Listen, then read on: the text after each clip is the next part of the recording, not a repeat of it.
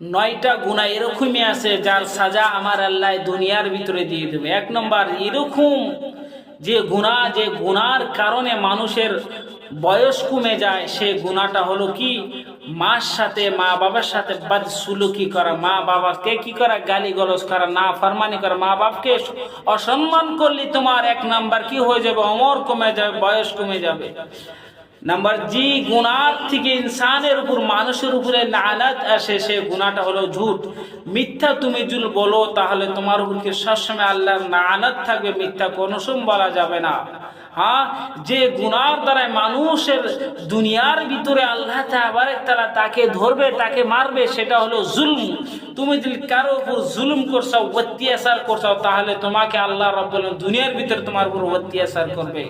আরে এমন একটি গুনাহ, যে গুনাহ করলে তোমার বাড়ির ভিতরে রিজিক কমে যাবে, তোমার ধন সম্পদ কমে যাবে, সে গুনাহটা হলো জিনা। তুমি একটা গুনাহ যদি করতে থাকো, গুনাহ করতে করতে তোমার গুনাহর ফাইশ হয়ে যায়, তাহলে সে গুনাহর দ্বারা তোমার রিজিক আল্লাহ কমাই নেবে। মাহতারাম দোস্ত বুঝলো, তোমার গুনাহ করে রেছাও, কিন্তু তোমার তোবা করতেছে না, তাহলে সেটা হচ্ছে গুনাহের নিশা হয়ে যায়।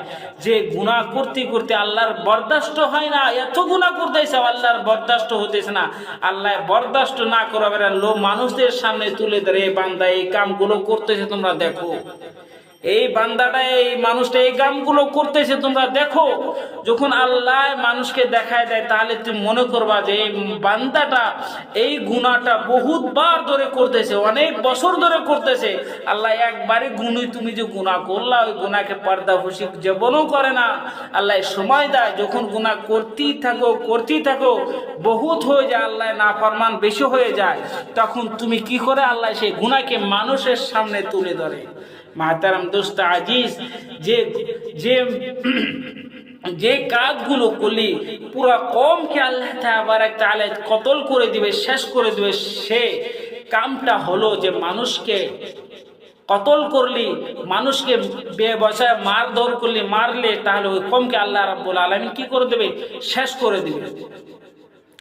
আর তুমি যদি তাকাব্বুর করো, অহংকার করো, তাহলে আল্লাহ রাব্বুল আলামিন যে নিয়ামত তোমাকে দিয়েছে, যে ধন সম্পদ তোমাকে দিয়ে, সেগুলো আল্লাহ ছিনে নিয়ে নেবে।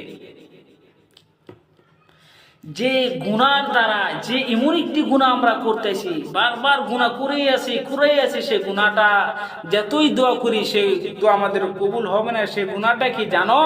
সে গুনাহটা হলো হারামের কামাই যদি তুমি খাও, তাহলে আল্লাহ তোমার ওই দোয়া কবুল করব না।